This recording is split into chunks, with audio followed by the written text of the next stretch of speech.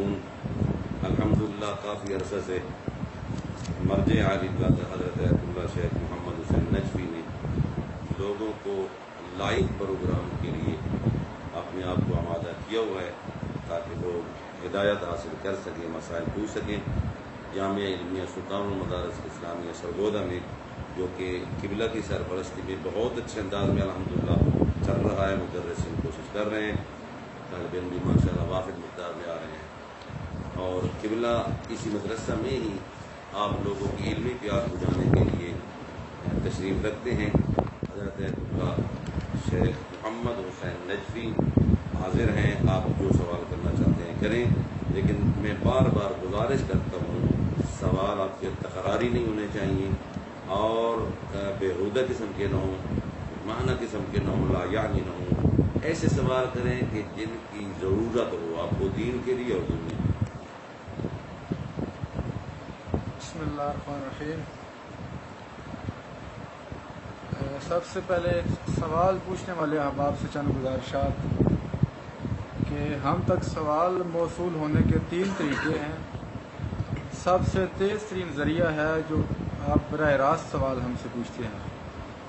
اس کے علاوہ جو سوالات بعض پروگرام میں رہ جاتے ہیں ہم ان کو نوٹ کر لیتے ہیں تاکہ ان صاحب کے سوالات بھی جب درمیان میں کہیں گیپ بنے وقت ملے تو ہم پوچھ لیا کریں۔ اس کے ساتھ ساتھ واٹس ایپ اور ان باکس میں بھی ہمیں سوالات بھیجے جاتے ہیں، ان کے سوالات بھی ہم پوچھتے ہیں، لیکن زیادہ اہمیت اور ترجیح براہ راست آنے والے سوالات کو دی جاتی ہے۔ ایک سوال ہے ہمیں آج تھوڑی دیر پہلے یورپ سے احسن عباس صاحب نے بھیجا تھا۔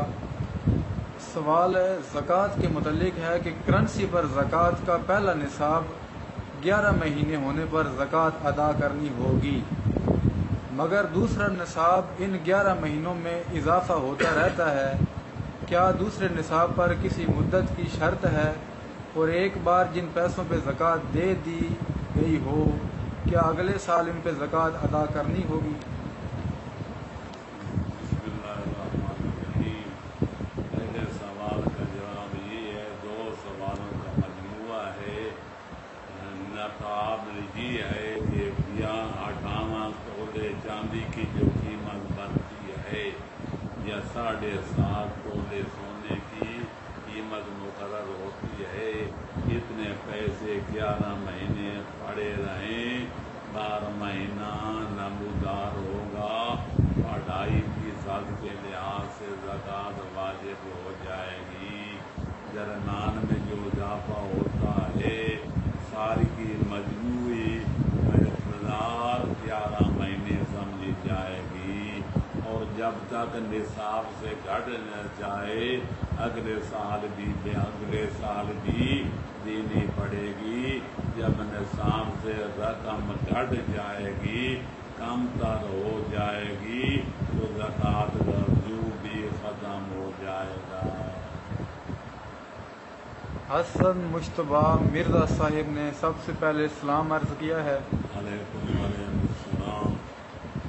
اور زیارت ناحیہ مقدسہ کیا واقع نہیں کلام معصوم علیہ السلام ہے؟ میرے محترم، یہ عام مشہور جو ہے زیارت ناحیہ، علامہ مرسی نے بہار الانوار کی 22ویں جلد میں جو باب الزیارات کے ساتھ متعلق ہے اس میں وضاحت کی ہے، جو زیارت ناحیہ کے نام سے مشہور ہے، عوام میں، واعظین کرام میں، ذاکرین اعظام میں، وہ سید مرتضیٰ علیہ مرادہ کی انشاء کرتا ہے۔ امام زمانہ کی زیارت ناحیہ مقدسہ وہ 2 مسائل پر مشتمل ہے۔ شہدائے کربلا کا نام لیا گیا ہے، ان پر درود و سلام بھیجا گیا ہے، اور ان کے قاتلوں کا نام لے کر ان پر لعنت کی گئی ہے۔ زیارت ناحیہ مقدسہ جو مشہور ہے، علماء کی تحقیق یہ ہے وہ سید مرتضیٰ علیہ مرادہ کی انشا کردہ ہے امام زمانہ کی طرف جو زیارت منصوبہ ہے جسے زیارت نایا کہا جاتا ہے وہ غیر معروف ہے، عام طور پر مشہور نہیں ہے۔ جو مشہور ہے وہ امام کی زیارت نہیں ہے، جو غیر مشہور ہے وہ امام اعلی مقام کی زیارت بھی ہے، کلام بھی ہے، واجب الاحترام ہے۔ انہی صاحب کا دوسرا سوال ہے کہ ملا فیض کاشانی کے متعلق دریافت کرتے ہیں کہ کیا وہ بھی تصوف اور ابن عربی کی طرف مائل تھے؟ انہوں نے رسالہ لکھا ہے انصاف، اس میں وضاحت کی ہے کہ میں علم عرفان کے چکر میں ادھر ادھر پھرتا رہا، وادیوں میں چکر لگاتا رہا، صوفیاں کی کتابیں پڑھتا رہا اور اہل عرفان کے دھوکے میں آتا رہا، لیکن بڑی مدت کے بعد مجھ پر راز منکشف ہو گیا کہ آل محمد کی معرفت حاصل کرنا ہو، دین کی معرفت حاصل کرنا چاہیں تو فنون آداب پر مواظبت کرنا پڑتی ہے، واجبات کو ادا کرنا پڑتا ہے، سنن و مستحبات کو بھی ادا کرنا پڑتا ہے، اخلاق عالیہ اپنے اندر پیدا کرنا پڑتے ہیں، اور عقائد صحیحہ جو محمد و آل محمد علیہ السلام نے فرمائے ہیں ان عقیدوں کو اپنا عقیدہ سمجھنا چاہیے۔ یہ رسالہ انصاف جو کربلا نجف اشرف میں موجود ہے، میں نے خود اس کو پڑھا ہے، اور جناب کتب خانہ چوتری میں موجود ہے، اس میں یہ عبارت موجود ہے، معلوم ہوا کہ تصوف سے وہ دور تھے، علم اخلاق کی زور دیتے تھے اور عقائد اسلامیہ امامیہ پر زور دیتے تھے، سنن و آداب پر زور دیتے تھے، لہذا تصوف کے بارے میں ان کو متہم کرنا جائز نہیں ہے۔ ایک پیج ہے پیام شیعہ کی طرف سے پیغام آیا ہے، ملک صابر کی طرف سے قبلہ کی خدمت میں اور علامہ نصرت صاحب اور تمام حاضرین و ناظرین کی خدمت میں سلام اور عید مبارک ہے۔ آپ کو بھی مبارک ہو، زندہ رہو، سلامت رہو، اللہ آپ کی خوشیاں دیکھو، اللہ آپ کے اعمال و عبادات قبول و منظور فرمائے گا۔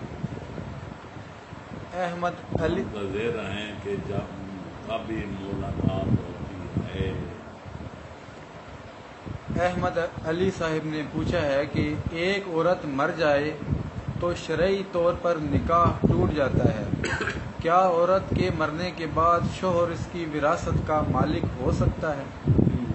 نکاح ٹوٹ نہیں جاتا، یہ وجہ ہے کہ عزت رکھنی پڑتی ہے، عورت یہ جب تک دوسری بہن سے شادی کرنا ہو، عزت وفات ختم نہ ہو جائے، اس وقت تک اس کی بہن سے شادی نہیں کی جا سکتی۔ یہ وجہ ہے کہ مرد عورت کو غسل دے سکتا ہے، عورت مرد کو غسل دے سکتی ہے، وراثت کی بات بعد میں ہے، عورت مرد کی وارث بنتی ہے، شوہر عورت کا وارث بنتا ہے۔ ماہر ریاض آف کوٹ بہادر شاہ موجودہ اسلام آباد سے سوال آیا ہے، علمی قسم کا سوال ہے، پوچھتے ہیں کیا کوئی شخص روحوں سے ہم کلام ہو سکتا ہے، کیا ایسا ممکن ہے؟ امکان کی نفی نہیں کی جا سکتی، لیکن معصومین کے علاوہ روحوں سے کوئی کلام نہیں کر سکتا۔ اللہ اللہ سے خیر اللہ۔ مقبوضہ کشمیر سے آصف حسین صاحب کی طرف سے سوال ہے کہ خمس کس کو دیا جائے گا اور کہاں خرچ کرنا چاہیے؟ خمس جو دو حصے ہیں، سام سادات، سام امام، جہاں تک سام امام کا تعلق ہے وہ سادات و مومنین دونوں پر خرچ کیا جا سکتا ہے۔ لہذا آدمی کا علاج، مایوس العلاج آدمی کا علاج بھی کرایا جا سکتا ہے، ان کے مکانات بھی تعمیر کیا جا سکتے ہیں، ان کو کپڑے لے کر دیے جا سکتے ہیں، نان و نفع کا انتظام کیا جا سکتا ہے۔ جہاں تک سام سادات کا تعلق ہے تو مستحق میں 3 شرطیں ہیں۔ پہلی شرط یہ ہے وہ سید زادہ ہو، شہرت بلدی رکھتا ہو۔ دوسری شرط یہ ہے کہ یہ مومن ہو، ایماندار ہو۔ تیسری شرط یہ ہے کہ سال کے اخراجات نہ رکھتا ہو، اس کو دیا جا سکتا ہے۔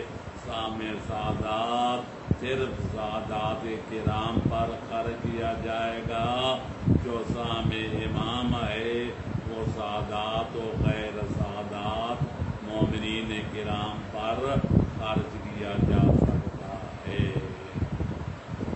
مقبوضہ کشمیر سے دوسرا سوال بھی آصف حسین صاحب کی طرف سے کہ آپ کی نظر میں علم رجال کی کیا حیثیت ہے، کیونکہ کچھ افراد اس کی کلی طور پر منکر ہیں۔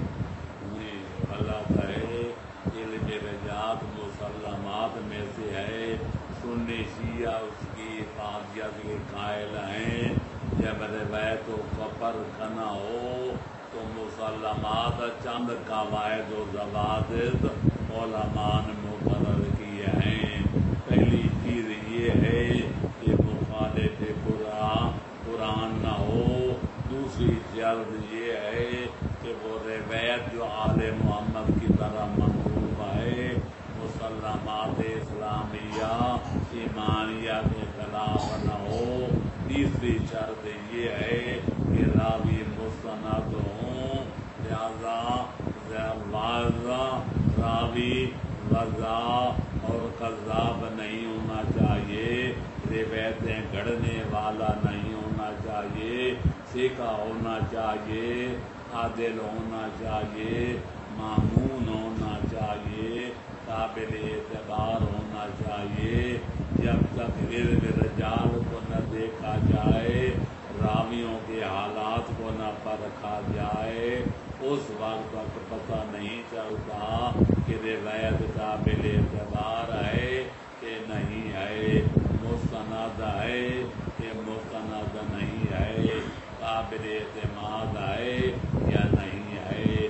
یہ وجہ ہے علماء اہل سنت ہوں یا علماء اہل تشیع، سب نے کتابیں لکھی ہیں اور دور میں لکھی ہیں، اتنی کتابیں لکھی ہیں، الماریاں بڑی بڑی ہیں۔ لہذا علماء کے بارے میں یہ گمان کرنا انہیں فضول کام کیا ہے، یہ اپنے جہالت کا اظہار ہے اور اپنے جہالت اور ضلالت کا اقرار ہے۔ تنویر عباس خان صاحب کی طرف سے سوال ہے کہ کہتے ہیں زیارات پہ جا رہا ہوں، وہاں جا کے کون سے اعمال بجا لانے چاہیے، بیان فرما دیں یا کسی کتاب کی طرف رہنمائی میرے محترم، زیارات کے بارے میں وہاں رسالے بھی برقی ہیں، آپ کو آداب زیارت کا علم ہونا چاہیے۔ میری کتاب زاد العباد لیوم المعاد موجود ہے، شیخ عباس قمی کی فاتح الجنان موجود ہے، آداب مقصہ کے بارے میں علماء کی لکھی ہوئی کتابیں موجود ہیں۔ حوصلے زیارت کرنا چاہیے، وہ زیارت جس امام کی زیارت کے لیے جائیں ان کی زیارات آل محمد کے اماموں سے منقول آئیں، وہ منقول شدہ زیارتیں پڑھنی چاہیے۔ جب ختم ہو جائیں تو 2 رکعت نماز زیارت پڑھ کے امام عالی مقام کی خدمت میں ہدیہ کر دینا چاہیے، آداب کے ساتھ اور سکون و آرام کے ساتھ زیارت پڑھنی چاہیے۔ علی عمران نے پوچھا ہے کیا غیر مجتہد کی تقلید جائز ہے جو ہر مسئلے کا علم رکھتا ہو جیسے شیعہ عالم دین؟ شیعہ دین وہی مجتہد ہوگا جو سارے مسائل کا علم رکھتا ہے، لفظ بدلنے سے حقیقت تبدیل نہیں ہو جاتی، جو قرآن پر نظر رکھتا ہو، محمد و آل محمد کے فرمان پر بھی نظر رکھتا ہو، جس کو علم ہو کہ قرآن و سنت میں قرآن اور اللہ محمد کے فرمان کے مطابق واجبات کیا ہیں، محرمات کیا ہیں، مستحبات کیا ہیں، مکروہات کیا ہیں، مباحات کیا ہیں، اور عقائد کیا ہیں، اخلاقیات کیا ہیں، معاشیات کیا ہیں، معاملات کیا ہیں، عبادات کیا ہیں، اسی کو مجتہد کہتے ہیں۔ تقلید کوئی پیری مریدی نہیں ہے، رجوع الجاہل الی العالم اسی کا نام تقلید ہے۔ جو جاہل ہے، جو مسائل شریعت نہیں جانتا، شریعت کے مسائل جاننے والوں کی طرف رجوع کرنے کا نام تقلید ہے۔ آپ نے کپڑا سلوانا ہو، دردی کے پاس جاتے ہیں، بیماری کا علاج کرانا ہو تو ڈاکٹر کے پاس جاتے ہیں، اور اگر مقدمہ لڑنا ہو تو آپ وکیل کے پاس جاتے ہیں، مکان منوانا ہو تو مستری کے پاس جاتے ہوں، دین پر عمل کرنا ہو تو دینے کے عالم کے پاس جاتے ہیں۔ اسی کا نام تقلید ہے، جو اس طرح سے فطرت انسانی میں داخل ہے، کوئی نئی چیز نہیں ہے۔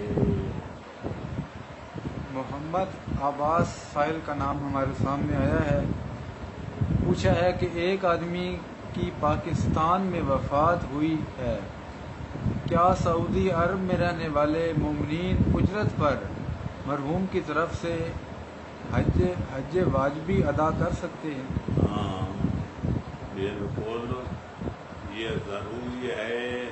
حج قران واجب تھا یا حج افراد واجب تھا یا حج تمتع واجب تھا؟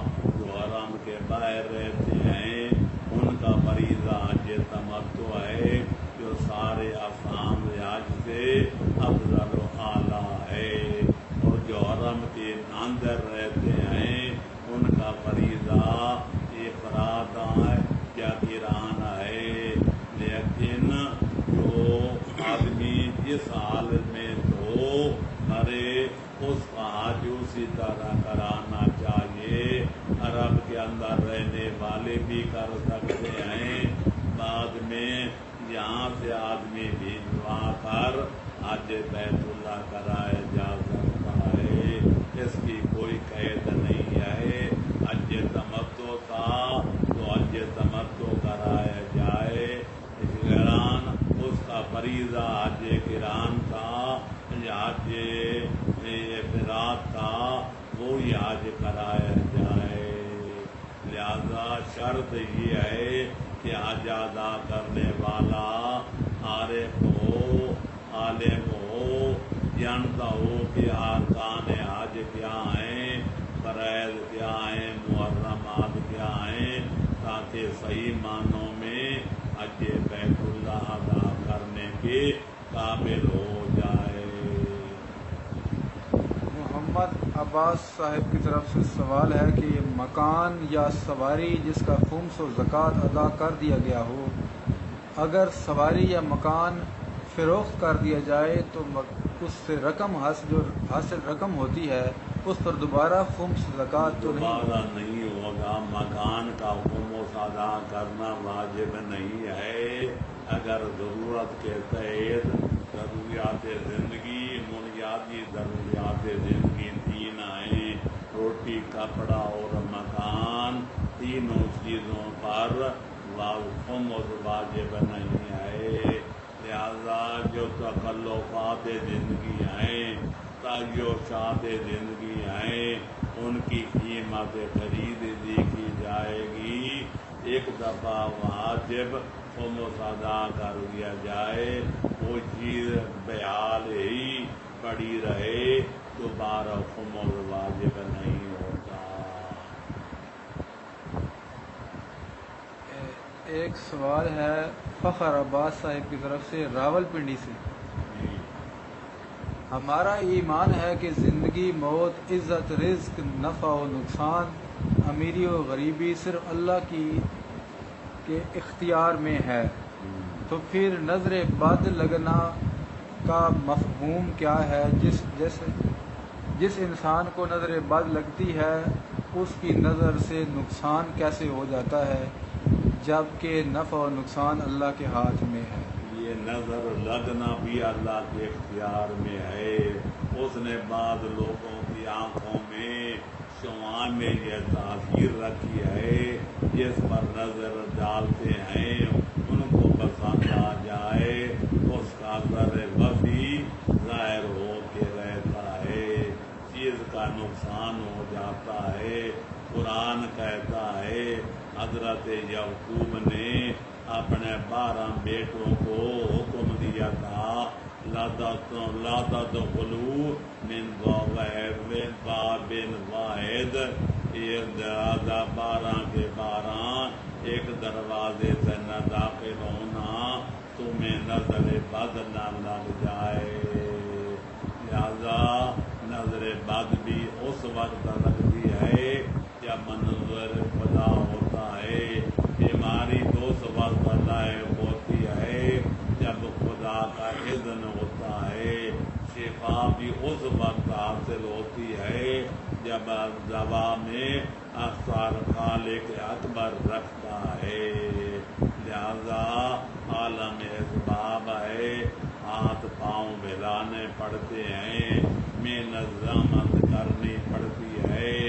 لیس الانسان الا ما سعی، اللہ چھت پاڑ کر رزق آسمان سے نازل نہیں کرتا، آدمی کو محنت بھی کرنی پڑتی ہے، ذمہ دار کو ہل چلانا پڑتا ہے، بیج بونا پڑتا ہے، محنت کرنی پڑتی ہے، پانی بھی لگانا پڑتا ہے، فصل کی حفاظت بھی کرنی پڑتی ہے، تب جا کر انبار بھرتے ہیں۔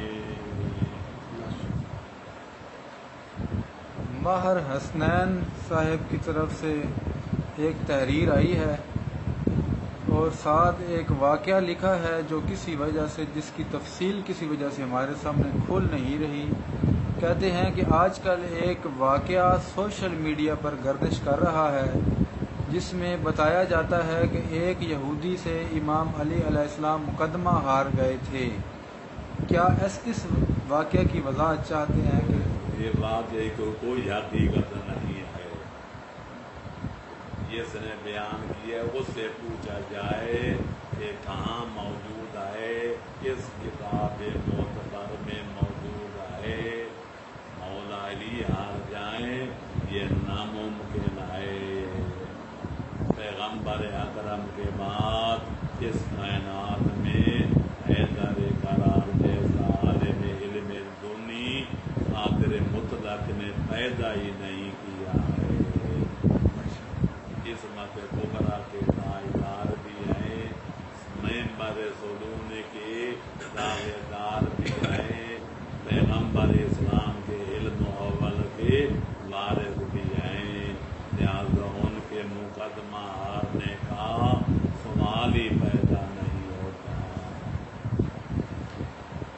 توقیر سید نے پوچھا ہے کہ اگر غصے میں خاوند بیوی کو تھپڑ مارے اور بیوی گھر چھوڑ کر ماں باپ کے ہاں چلی جائے اور شوہر کے معافی مانگنے پر بھی نہ آئے واپس، تو اس صورت میں شوہر کو کیا کرنا چاہیے؟ کیا وہ بیوی کا انتظار کرے؟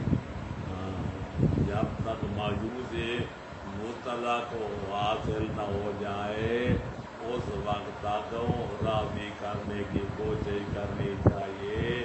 تھپڑ مارنا شوہر کی غلطی ہے، غلطی کو معاف کر دینا عورت کے فرائض میں شامل ہے۔ اسلام بھی کہتا ہے مقصو گر خطا کرے کوئی نہ کہو برا کر برا کہے کوئی، والظالمین الغیظ والعافین عن الناس واللہ یحب المحسنین۔ اللہ کے بندے وہ ہوتے ہیں جو غصے کو پی جاتے ہیں، جرم کرے اس کو معاف کر دیتے ہیں، جو برائی کے بدلے اچھائی کرتے ہیں اللہ ان سے محبت کرتا ہے۔ محبوب کردگار بننا ہو تو برائی کرنے والے سے بھلائی کرنا پڑے گی، اچھائی کرنا پڑے گی۔ عورت کا فرض ہے کہ گھر واپس آ جائے، جب تک شوہر راضی نہیں ہے اس کا وہاں رہنا بھی جائز نہیں ہے، اس کا رہنا سہنا جائز نہیں ہے۔ لہذا عورت پر شوہر ناراض ہو جائے اور ناراضی بھی جائز ہو تو عورت کا سونا بھی جائز نہیں ہے، جاگنا بھی جائز نہیں ہے، عبادت بھی قابل قبول نہیں ہے۔ اس کو غصہ تھوک دینا چاہیے اور شوہر کے گھر واپس آ جانا چاہیے۔ شوہر کو بھی چاہیے بات بات پر حیوان عورت نہیں اور قائم عام نہیں ہوتی، بلکہ انسان ہوتی ہے، ربۃ البیت ہوتی ہے، گھر کی مالکہ ہوتی ہے، اس کا احترام کرنا چاہیے تاکہ اولاد کی نظر میں ماں کا احترام راسخ ہو جائے۔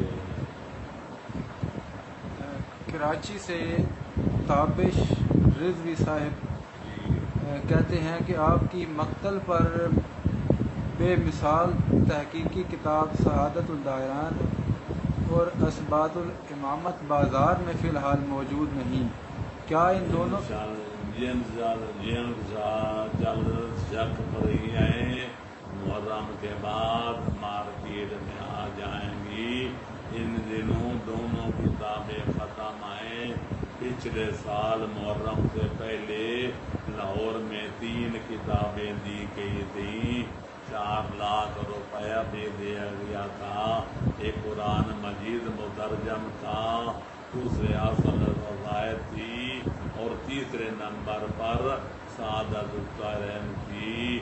محرم سے پہلے گزشتہ سال کے محرم سے پہلے چھاپنے کا وعدہ تھا۔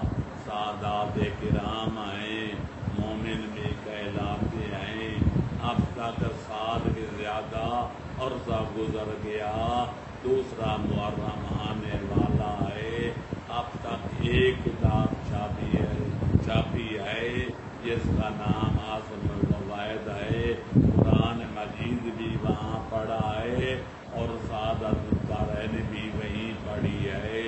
اللہ ان کو حفاظت عہد کی سعادت عطا فرمائے۔ کراچی سے وسیم احمد کی طرف سے سلام۔ علیکم السلام۔ اور اہلیان کراچی کی طرف سے بھی سلام آیا ہے۔ علیکم السلام اور کہتے ہیں بعد السلام عرض ہے کہ فیس بک پہ کچھ دوستوں نے پوچھا ہے کہ علماء خون عطیہ کرنے کی تو اجازت دیتے ہیں مگر اعضائے جسمانی کے عطیے کی اجازت کیوں نہیں دیتے؟ اس بارے میں پچھلے دنوں میں میرے خیال میں وضاحت ہو چکی ہے۔ हर कैफ और गुण देना हमारे इख्तियार में है। तमाम मुहिमों को देखा जाता है, मुहिम को हम पर कुर्बान करना लाजिम है, जान बचाना फर्ज है। लिहाजा खून आपकी मिल्कियत है, आप खून दे सकते हैं, लेकिन आज़ाओ जवारे आपकी मिल्कियत नहीं है। इन्ना लिल्लाहि व इन्ना इलैहि राजिऊन। हम भी अल्लाह का माल हैं, जो कुछ हमारे पास है आज़ाओ जवारे हैं वो भी अल्लाह का माल हैं। लिहाजा अल्लाह की अमानत में खयानत करना जायज़ नहीं है। जो हमारी मिल्कियत है उसको सर्फ कर सकते हैं, नेकी पर खर्च कर सकते हैं, लेकिन आज़ा अल्लाह ने हमें तसर्रुफ करने के लिए इस्तेमाल ज़ाती तौर पर इस्तेमाल करने की इजाज़त दी है। लिहाजा ये मिल्कियत नहीं है कि किसी को बेबा कर दिया जाए या फिरोख्त कर दिया जाए। ये माल हमारी मिल्कियत नहीं है। सैयद ओवन अली काज़मी ने पूछा है कि क्या ईदैन की नमाजें वाजिब हैं? हाँ, नमाज ईदैन और नमाज जुमा आपका हुक्म एक है। बाज़ उलमा कहते हैं ज़माने ग़ैबत कुबरा में वाजिब ऐनी नहीं है। बाज़ उलमा की ताक़ीक़ ये है कि शरैत वजूद मौजूद हों तो वाजिब हैं। लिहाजा वाजिब तक़ीरी का एक जुमे में ग़ौल इख्तियार किया जा सकता है, जहाँ नमाज जुमा के मुक़ाबिल नमाज ज़ोहर भी मौजूद है। लेकिन वाजिब तक़ीरी का कौल ईदैन के बारे में इख्तियार नहीं किया जा सकता। दूसरा फ़र्ज़ मौजूद नहीं है। मेरी तहक़ीक़ के मुताबिक वाजिब ऐनी है। जुमा भी शराइत पाए जाएँ तो पढ़ना वाजिब है। ईदैन की वही शराइत हैं जो नमाज जुमा के हैं, वो शराइत पाए जाएँ तो नमाज का अदा करना वाजिब है। नजमुल हसन खान साहब ने पूछा है कि ज़ोहर उर्फ़ी का वक्त कब तक होता है? ज़वाल उर्फ़ी होता है, ज़ोहर उर्फ़ी नहीं होती। ज़वाल उर्फ़ी ये है, एक फनी ज़वाल होता है। लोग कहते हैं 12 बजे सूरज ऐन दोपहर पे है, लेकिन वन वाले कहते हैं सुई ढल गई है, सूरज ज़वाल पजीर हो गया है। लेकिन उर्फ़ आम वाले उस वक्त रखते हैं जब सूरज से चारे मग़रिब लग जाए, जब ज़वाल उर्फ़ी हो जाए। उर्फ़ आम वाले पढ़े लिखे भी कहें, आवाम आयल भी कहें, और जब अनपढ़े भी कहें कि सूरज ढल गया है, उसको ज़वाल उर्फ़ी कहते हैं। कि सूरज ढल जाए, दोपहर नहीं है, ज़वाल हो गया है। जुमे के लिए यही शर्त है, या ज़वाल उर्फ़ी हो जाए फौरन जुमा पढ़ना चाहिए। उसका एक वक्त आए और तंग वक्त आए, लिहाजा वसी वक्त नहीं आए। तकरीर मुख्तसर करनी चाहिए, जुमे की नमाज फौरन पढ़नी चाहिए। सजाद हुसैन नकवी ने पूछा है कि ईद की कुर्बानी हकीके की नीयत से करते हैं, इसका गोश्त बच्चे, वालिदैन और नाना नानी खा सकते हैं? ये मैं सवाल ही गलत है। ईद की कुर्बानी जो है वो हकीके की नीयत से करते हैं। इन्नमा अल-अमालु बिन्नियात, اگر قربانی ہے تو عقیقہ نہیں ہے، اگر عقیقہ کیا گیا ہے تو قربانی نہیں ہے۔ لہذا پہلے یہ تعین کرنا چاہیے کہ کس نیت سے حیوان ذبح کیا گیا ہے۔ صحابی قربانی میں شریک آدمی ہو سکتے ہیں، جفت بھی ہو سکتے ہیں، سات بھی ہو سکتے ہیں، 3 بھی ہو سکتے ہیں، 4 بھی، 7 بھی اور 10 بھی، لیکن قربانی جہاں تک عقیقہ کا تعلق ہے، ایک بچے کے لیے ایک زبان ذبح کرنا پڑتا ہے۔ اونٹ نہر کریں تو بھی ایک کے لیے ایک ہوگا، ڈیڑھی بکرا ذبح کریں تو بھی ایک کے لیے ایک ہوگا۔ لہذا گھر والے کھائیں تو مکروہ ہے، حرام نہیں ہے۔ مقصد یہ ہوتا ہے کہ مہنگائی کا دور ہے، گوشت بڑا مہنگا ہے، عوام کی پہنچ سے باہر ہے، لہذا غریبوں کو دعوت دے کر گھر میں گوشت دے کر غریبوں کے لیے گوشت کھانے کا انتظام کرنا چاہیے۔ 40 دن تک گوشت نہ کھایا جائے۔ حدیث میں اس بندے کے دائیں کان میں اذان دینی چاہیے، بائیں کان میں اقامت کہنی چاہیے۔ لہذا یہ بھی مکروہ ہے کہ گوشت روزانہ کھایا جائے۔ حدیث میں ہے لا تجعلوا بطونکم قبور الحیوانات، اپنے پیٹوں کو حیوانات کی قبرستان نہ بناؤ۔ لہذا گوشت کھانا بھی ممنوع ہے، مکروہ ہے، اور 40 دن تک بالکل ذائقہ نہ چکھنا یہ بھی مکروہ ہے۔ اسلام اعتدال کا نام ہے۔ ہر شعبہ حیات میں ماں سے لے کر لا تک ہر شعبہ حیات میں، کھانے میں، پینے میں، سونے میں، جاگنے میں اور محبت و نفرت کرنے میں اعتدال کا نام اسلام ہے۔ اعتدال سے ہٹ جائے تو افراط بھی غلط ہے، تفرید بھی غلط ہے۔ چکڑالہ کینٹ سے ضمیر الحسن صاحب کی طرف سے سوال آیا ہے، کیا قربانی کا گوشت غیر مسلم کو دیا جا سکتا ہے؟ ہاں، اگر سائل ہے، سوال کرتا ہے، اس کو دیا جا سکتا ہے، اس میں اسلام کی شرط ہے۔ عارف صاحب نے پوچھا ہے، ایک شخص فوت ہو جائے جس کی اولاد نہ ہو تو اس کا جو بینک بیلنس اور پراپرٹی بنے گی، اس کی شرعی تقسیم کیا ہوگی؟ وارث کوئی نہ ہو، وارث کوئی نہ ہو۔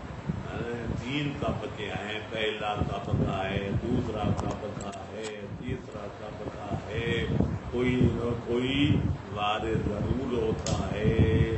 یہ کہنا کہ کوئی وارث نہیں ہے، جس کا بھائی بھی شامل ہیں، چچے بھی شامل ہیں۔ تیسرا طبقہ ہے جس میں دادا دادی بھی شامل ہیں، چچے چچی بھی شامل ہیں۔ یہ کہنا کہ کوئی وارث نہیں ہے، یہ تحقیق کے بغیر نہیں کہنا چاہیے۔ جس کا کوئی وارث نہ ہو، نہ پہلے طبقے میں، نہ دوسرے طبقے میں، نہ تیسرے طبقے میں، مجتہد کی خدمت میں پیش کر دینا چاہیے۔ اس کو مقام مناسب پر خرچ کریں گے۔ امام زمانہ کا مال ہے۔ ایک سوال فخر الحسن سائل کا نام ہے، اور زکوٰۃ و صدقہ صرف فاطمی سادات پہ حرام ہے یا تمام سادات؟ جو سادات ہیں جو بنی ہاشم ہیں جن کا سلسلہ نسب جناب ہاشم تک پیغمبر خاتم کے جد اعلیٰ تک پہنچتا ہے، ان پر صدقے سے مراد زکوٰۃ و فطرانہ ہے، تاکہ مستحبی صدقات عقیقہ ہو یا قربانی کا گوشت ہو یا عام بیماری کے لیے رفع بیماری کے لیے صدقہ دیا جائے، وہ سادات کے بنی فاطمہ ہوں یا سادات غیر بنی فاطمہ ہوں، ان کے لیے جائز ہے۔ قرآن میں صدقات بول کر مراد زکوٰۃ لی گئی ہے، انما الصدقات للہ ولرسولہ وللمؤمنین، اللہ کا صدقہ اللہ کے لیے ہے، مومنین کے لیے ہے، رسولوں کے لیے ہے۔ خذ من اموالہم صدقۃ، اے پیغمبر اکرم لوگوں کے مال سے صدقہ وصول کریں، یہاں بھی مراد صدقے سے زکوٰۃ مراد ہے، لہذا قرآن کی اصطلاح میں صدقات بول کر زکوٰۃ مراد لی گئی ہے، لہذا زکوٰۃ یا فطرانہ فطرہ بھی زکوٰۃ کی قسم ہے، وہ غیر سادات کا سادات بنی ہاشم ہوں یا سادات بنی فاطمہ ہوں، ان کے لیے حرام ہے۔ باقی صدقات مستحبی صدقات جن کو کہا جاتا ہے وہ سارے جائز ہیں۔ سادات کرام کو اللہ کے حلال مال سے اپنے آپ کو معلوم نہیں کرنا چاہیے۔ برطانیہ کے شہر لندن سے مقداد حسین جسکانی کی طرف سے سلام اور دعا کی،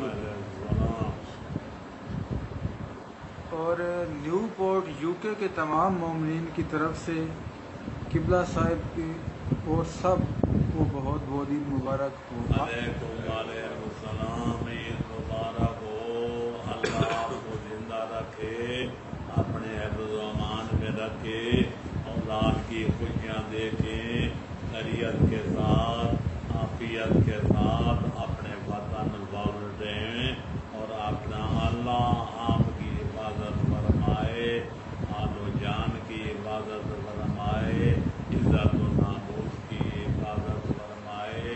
تمام مومنین کے لیے ہر نماز کے بعد دعائیں خیر کرنا اپنا فریضہ سمجھتا ہوں۔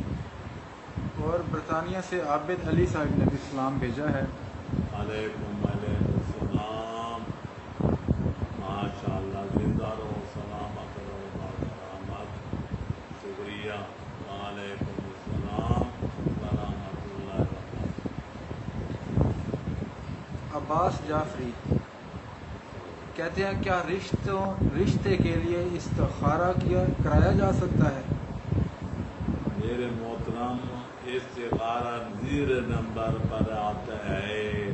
خالق اکبر نے عقل کی دولت سے آپ کو نوازا ہے، جو کام کرنا چاہیں پہلے عقل سے سوچیں، مثبت پہلو کے سامنے رکھیں، منفی پہلو بھی سامنے رکھیں، پھر غور و فکر کریں، آپ کی عقل فیصلہ کر لے یہ بیان کام کرنا چاہیے تو اللہ پہ توکل کر کے وہ کام کرنا شروع کر دیں۔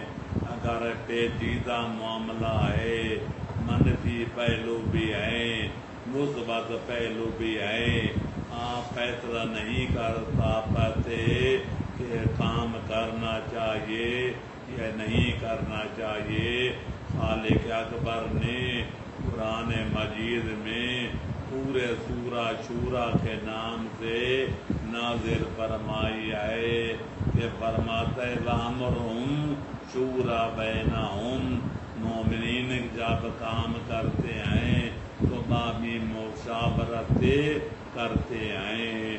لہذا حدیث میں ہے جب چند مومن کسی کام کے بارے میں مشورہ کریں گے تو خالق کائنات کسی ایک آدمی کی زبان پر حق جاری کر دے گا. وہی بات فیصلہ ہوگی جس میں بندے کی بہتری ہوگی. لیکن اگر معاملہ اتنا پیچیدہ ہے کہ مشورے میں بھی طے نہ ہو سکے، تیسرے نمبر پر تھرڈ کلاس میں استخارہ آتا ہے. استخارے کے کئی طریقے ہیں. استخارہ جعفریہ بھی ہے جو مشہور ہے لیکن مستند نہیں ہے. تصویر پر بھی کیا جاتا ہے. لیکن اگر کوئی معاملہ اہم ہو یا مہم ہو تو اس سے زیادہ استخارہ ذات الرقا کرنا چاہیے. انشاءاللہ مشکل ضرور ہے لیکن بمنزل وحی کے ہے. جو حکم آ جائے اس کے مطابق عمل درآمد کرنا چاہیے.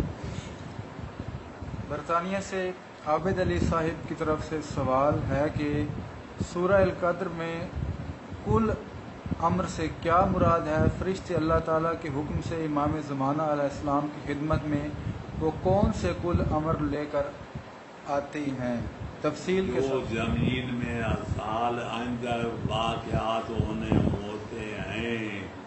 امام زمانہ کی خدمت میں اس لیے لاتے ہیں کہ تاکہ امام زمانہ کو علم ہو جائے اس سال فلانا بندہ پیدا ہوگا، فلانا مر جائے گا، فلانا بیمار ہوگا، فلانا صحت پا جائے گا. امام کو ان معاملات میں دخل نہیں ہے. زمین پہ آتے ہیں، اللہ کے مدبرات امر ہیں، انہوں نے کام انجام دینے ہوتے ہیں. امام کی خدمت میں اس لیے حاضر ہوتے ہیں کہ امام زمانہ کا سلام بھی ہو جائے، ان کے علم میں اضافہ بھی ہو جائے. حتمی واقعات جو سال آئندہ ہونے والے ہیں ان کا علم الیقین بھی حاصل ہو جائے. میں نے آخری اصول شریعہ میں اور آسن فوائد میں اس لیے نازل نہیں ہوتا ثابت کیا ہے کہ امام ان کی ڈیوریاں تقسیم نہیں کرتے، اللہ ڈیوریاں تقسیم کرتا ہے. اعظام احترام کے لیے، سلام کے لیے اور ان کے علم میں اضافہ کے لیے قائم خدمت امام میں حاضر ہوتے ہیں. مقداد حسن نے پوچھا ہے کہ اگر جانور ذبح کرتے ہوئے نہ تکبیر پڑھی جائے اور نہ کسی اور کا نام لیا جائے تو وہ گوشت کھانا حلال ہے؟ نہیں ہے. تکبیر پڑھنا، اللہ کا نام لینا واجب ہے، لازم ہے. قبلے کی طرح منہ حیوان کا کرنا واجب و لازم ہے. اور چارے رگیں کاٹنا واجب ہے، لازم ہے. ان کی شرائط کے لحاظ نہ کیا جائے. گوشت نہیں کھایا جا سکتا.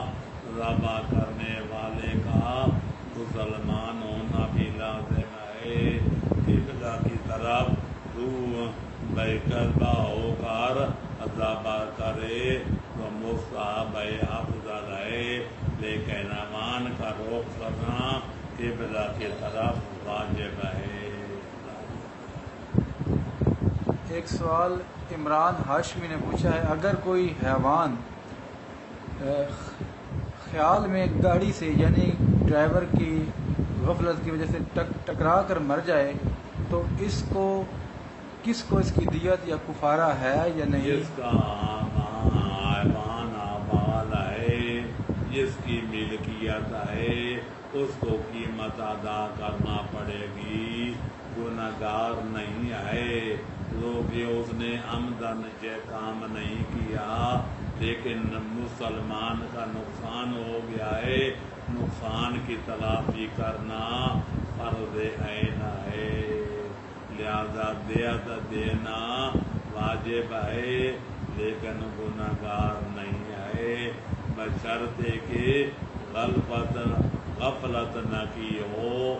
ڈرے نہ غلط کیا ہے تو گناہگار بھی ہوگا. دیت دینا قیامت ادا کرنا بھی واجب ہوگا. عمران ہاشمی نے پوچھا ہے کیا مستحب وضو کی جگہ رجا کی نیت مستحب تیمم کیا جا سکتا ہے تاکہ ہر وقت بابوضو رہنے کی خیر و برکت حاصل ہو سکے. مستحبی کام کے لیے طہارت رہنے کے لیے وضو کی جگہ تیمم بھی کیا جا سکتا ہے لیکن نماز پڑھنی ہو تو وضو کرنا پڑے گا. عام حالات میں یا پانی میسر بھی ہو ضرر بھی نہ پہنچاتا ہو تو وضو کرنا لازم ہے. تیمم کرنا کافی نہیں ہے. تیمم اس صورت میں کیا جاتا ہے کہ پانی نہ مل سکے یا پانی ضرر پہنچائے تب تیمم کر کے نماز پڑھی جا سکتی ہے. قرآن کی تلاوت بھی کی جا سکتی ہے. قرآن مجید کو مس بھی کیا جا سکتا ہے. آصف صاحب نے پوچھا ہے کہ ورثاء میں بیوی بہن بھائی ہیں ان کی تقسیم شرعی تقسیم کیا ہوگی جائیداد کے حوالے سے. بہن بھائی دوسرے طبقے میں شامل ہیں. بیوی پہلے طبقے میں شامل ہے. اگر چور مر جائے اس کی بہن بھی ہے بھائی بھی ہے اولاد نہیں آئے ماں باپ نہیں آئے تو بیوی کو چوتھا حصہ ملے گا. منقولہ جائیداد سے ڈنگر ڈھولوں سے کپڑوں سے ساز و سامان سے نقدی سے لیکن زمین کا حصہ اس کو نہیں ملے گا. جو چوتھا حصہ وہ لے گی باقی رہے گی زمین وہ ساری بہن بھائیوں کی ہے اور منقولہ جائیداد میں سے 3 حصے جو ہیں وہ بہن بھائیوں کے ہیں. بھائی کو 2 ملے گا بہن کو 1 حصہ ملے گا. یہ شریعت محمدیہ کا حکم ہے. وسیم احمد صاحب کا سوال مکمل تفصیل میں کسی وجہ سے ہمارے سامنے نہیں کھل رہا. اس کو ہم انشاءاللہ نوٹ کر لیں گے اور کل کے پروگرام میں کاغذ پر نوٹ کر کے انشاءاللہ تفصیل سے پوچھا جائے گا. سہیب زیدی نے پوچھا ہے کہ گانے اور میوزک کے بارے میں اسلام کا کیا حکم ہے. اسلام کا حکم یہ ہے کہ گانا بجانا بھی حرام ہے اور میوزک کے جو آلات ہیں ان کا استعمال کرنا بھی حرام ہے. باقی رہ گئی یہ تحقیق کہ غنا کسے کہتے ہیں. مولوی صاحبان گا کر نہیں بتا سکتے اسے غنا کہتے ہیں. اس کے لیے اہل فن سے گانے بجانے والوں سے پوچھنا پڑے گا یا ان کے گانے سننے پڑیں گے. ان کی گانوں کی طرز میں قرآن پڑھا جائے نبی کی نعت پڑھی جائے حیدر قرار کا قصیدہ پڑھا جائے وہ بغیر آلات کے بھی غنا کی طرز میں پڑھا جائے تو فعل حرام ہوگا سارے ثواب نہیں ہوگا. ایک سوال ہے سید صابر حسین نقوی نے پوچھا ہے کہ ایک آدمی نے اپنی بیوی کو طلاق دے دی اس کے بیوی کے بطن سے پیدا ہونے والا نو مولود اس کے نطفہ سے نہیں، بعد میں اس بچے نے اس آدمی کے مرنے پر حصہ وراثت کا تقاضا کیا ہے، کیا وہ مطلب وارث ہوگا؟ خدا کے بندو، یہ فیصلہ کیسا گزارتے ہیں؟ شوہردار عورت شوہر کی زوجیت میں ہے، وہ زنا کرے یا نکاح کرے، جو بچہ پیدا ہوگا ظاہری شریعت میں شوہر کا نہ مال نہ نسبہ سمجھا جائے گا، شوہر کا بیٹا سمجھا جائے گا، وہ وارث بھی ہوگا، موروث بھی ہوگا، لہذا والد ہے اس کا بچے کا، اگر بچہ مر جائے تو شوہر جائے بیوی کا وہ وارث بنے گا، اگر والد مر جائے شوہر مر جائے تو بچہ اس کا وارث بنے گا۔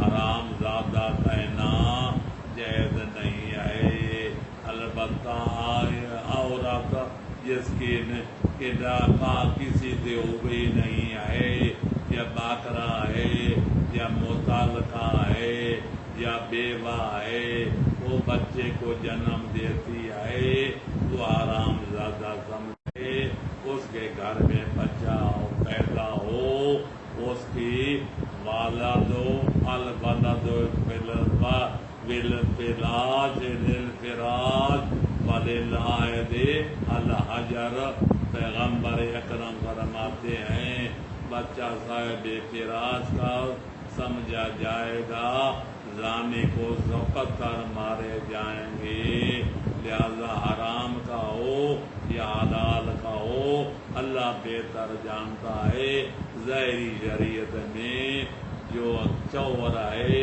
اس کا بچہ سمجھا جائے گا۔